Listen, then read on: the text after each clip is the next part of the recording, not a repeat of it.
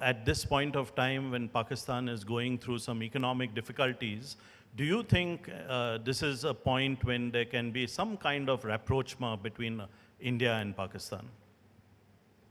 Look, obviously it's in nobody's interest that any country, least of all a neighboring country, get into severe economic difficulties. Nobody sensible, nobody mature would even nurse that thought.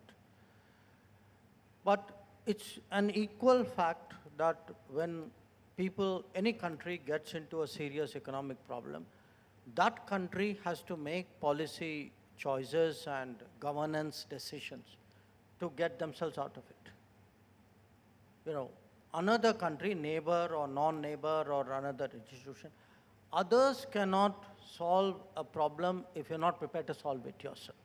So let's be clear on the first point, which is that the solution, this is not a Pakistan point, it's a generic global point.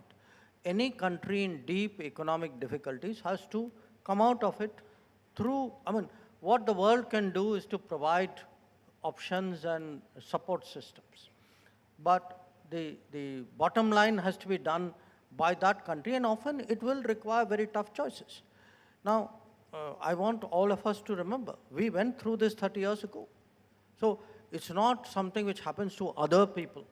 It also happened to us. It happened to us not once. It happened to us maybe not with the same severity at various other points of time in our modern history as well.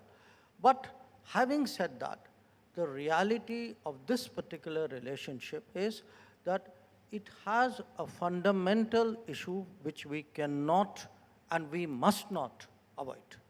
And that issue is that of terrorism. Because the moment you start doing these walkarounds, that, let's find a joint statement which will which will get us agreed language. Let us reach out at this point and see where this goes. That's been the talk of the last 75 years. And look where it got us.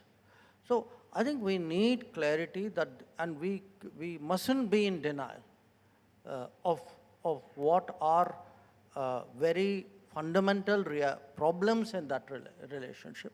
Just as, a country has to fix its economic issues, a country has to fix its political issues too.